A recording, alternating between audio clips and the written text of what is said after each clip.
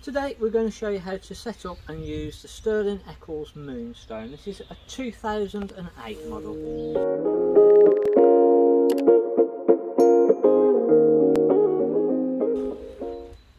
On the near side you've got a wet locker box, and in here there's an external 230 volt power socket, so when you've got the mains power plugged in, that will give you power into this area and you can plug in for the awning, etc.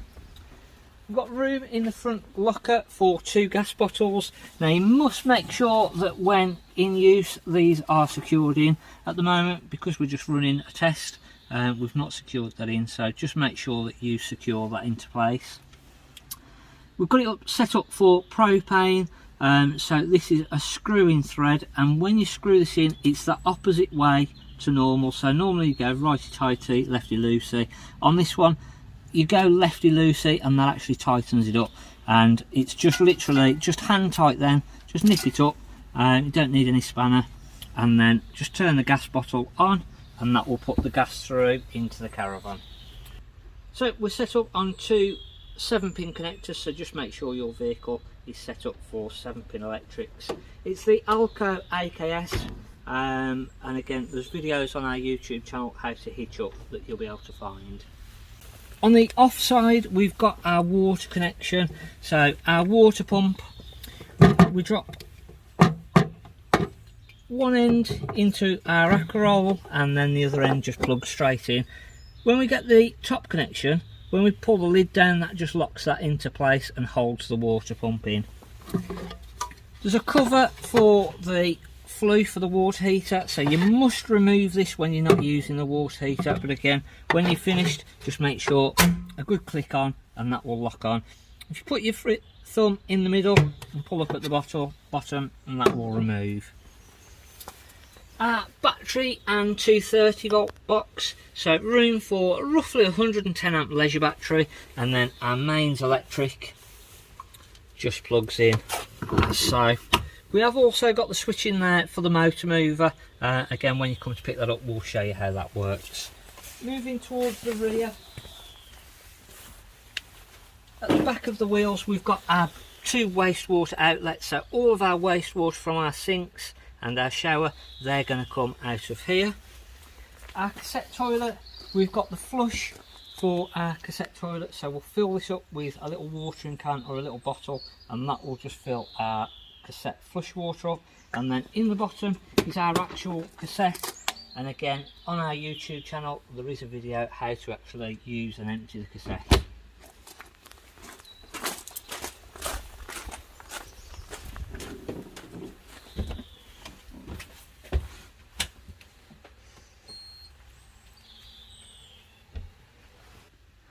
So moving inside of the Caravan, just above the door we've got our main on and off button, so this will put the power on or off. We haven't got a battery connected, but we have got the charger unit, so when we press our Caravan battery we will get the power coming through, because where we've got the little lightning flash there just to say that we've got the 230 volt plugged in, it's just running off the charger unit. So you'll see there then we've got 14.3 volts coming from the charger unit off the Caravan. If we hadn't got the charger plugged in, that would just show us the voltage of the battery, and it also shows us, if we've got a car connected, what power we've got coming from the car. We've then got our lighting, so we've got our internal lighting and then also our water pump on and off. Now before we put our water pump on, there's a couple of things that we need to make sure. Firstly, we want to make sure all of our taps are in the closed position, so we want to do that on the kitchen sink, the bathroom sink and also the shower. And then underneath of this seat here we've got the drain off for the actual boiler itself, which is just in that far corner. So the little yellow switch there to drain the water system down, we pop it in the upright position, open all the taps, and that will drain the water system down. And then again when we come back in we need to put that back down and then close all of our taps. We would then put our water pump on just above the door with the little switch, and then we put our taps onto the hot and the cold and just get all of the water coming through. At first, if we've drained the system down, we'll get 5 minutes of coughing and spluttering until that onboard water tank is full of water. Once we've got a nice steady flow on the hot and the cold, we'll go into the bathroom, we'll do the bathroom sink, hot and cold, and also the shower, and again just make sure that we've got a nice flow of water. Once we've got a nice steady flow of water, we know that water system is full of water and we can go ahead and put our water heater on. Before we do that, I'll get the gas through, and again the easiest way to get the gas through the system, we need to make sure that that gas bottle is in the on position, and then literally just turn our gas hob rings on and we'll get the gas through the system. We'll do that on all 3 gas rings. We have got an electric ring at the back there as well, which again we need to be connected to mains 230 for that one to work. And then all that we're doing here now is just literally just getting the air out of the system and the gas through.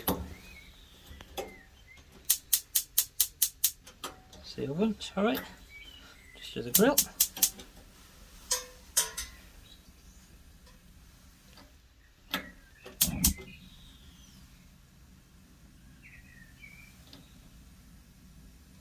And then the oven this time at the bottom.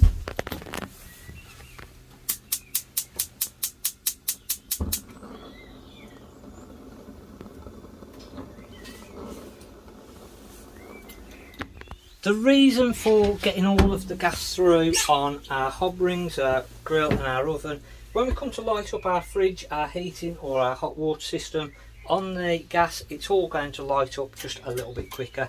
As I say, we have got an electric ring at the back here, which again is the very first control dial.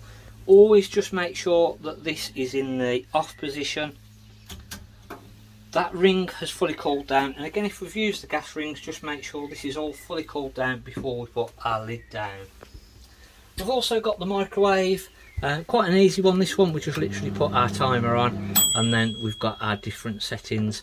One thing just to note is whenever you're going to tow with a caravan, make sure that you remove this microwave plate. Either put it into the sink, in one of the cupboards, or just underneath of a cushion, and again that's just going to stop it from coming out as you're travelling and causing any damage.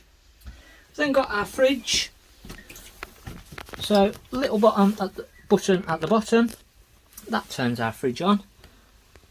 Our left hand button then, so we've got the plug symbol to say that we've got 230 on. If wanted the battery, so that will only work when we've got the car connected. At the moment we've got a warning light coming up saying that we're not connected to a car. And then again, and we just go through to the gas. On the gas, this should light up fairly quickly. If we've got all the gas through the system as we've shown you, literally you'll hear a clicking and then you should hear a dull burning flame sound, just to let you know that that is lit and working. To alter the temperature either on gas or electric, we've got our right hand button, and that then toggle through and be able to adjust how cold that we get that fridge. Once we've finished using, to turn it all off, it's just literally on the bottom. Over to our fire, and again we've got gas and electric for our settings on the fire. If we want to use our gas, it's the right hand control, and we just literally turn this round to the 10, hold it in until the ticking stops. As we release it, we'll hear the flame burn up. That now will just put heat out the front of the fire. If you wanted to put the blown air heating on, so then instead of the heat coming out the front of the fire, it comes through all the vents around the caravan. Over on the left hand side we've got this dial here with 1 to 5, A, and a little flag symbol. If we pop that onto automatic, that will now work with our thermostat either on our gas heating or our electric heating on the fire. If it's just a cool day and we don't want any heating on, we can turn all of our heating settings into the off position, put it onto the little flag symbol, and then we can actually then just have cool air and control the temperature off the top there. For our electric heating, there's a couple of things that we have to do. We've got in the little side cabinet at the side of the dinette, we've got all of our main fuse switches, and then we've got a space heater. Now this actually puts the power through to our heating system, so before we can use our heating system on electric, this has to be in the on position, or we're just not going to get any heat through the fire.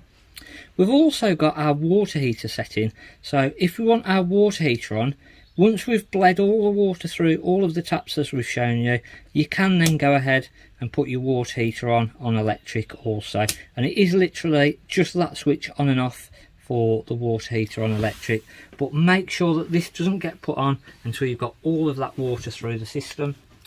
Going back to our heating, we've put our space heater switch on, and then over on our kitchen unit just above, we've got our Truma Ultraheat, and in the bottom left hand corner again it says our 230 volts.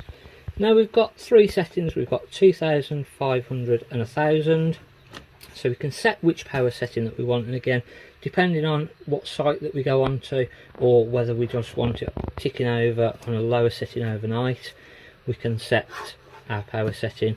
In the middle is our thermostat, so that will control how hot the heat gets to, and then again you should just be able to see a little green light in there. If we haven't put that switch on in the wardrobe, you won't get that little green light on and the heating won't work. Same with the gas, you have got the blown air option, so once you've set that heating on, heat will come out the front of the fire, and then again we can put our little fan onto A. If we wanted to use our hot water on gas, it's literally the bottom one says Truma Ultra Store, and this controls our gas hot water, and then again we can control what temperature we set the water to on gas. On electric, as I say, it's just the water heater button inside of the little cupboard next to the side dinette. We have also got a extractor fan just above the kitchen area, so this will extract out and it will also blow cool air in on a warm day. To open it up, we have to open the roof light up first with a little hand dial here. We've then got a forwards and backwards setting, so again we can control which way the fan either extracts out or blows in, and then we've got 3 speed settings, and then again we can turn the fan round by turning it off, let that stop. Once that fan has come to a complete stop, we can go then in the opposite direction, and again our 3 settings. Again back into the middle for off, and again just make sure that that is closed down once you've finished using it. We've got different lights throughout, so again little light switches on our lights throughout, and some of our spotlights have got their own little switches on. Our side top lights, you may find that these only work on 230 electric, and then our little ones here. For the top one is in the middle, and then again we've got the little individual switches on the spotlights. Same on the side dinette, again we've got the little switches just on the individual ones.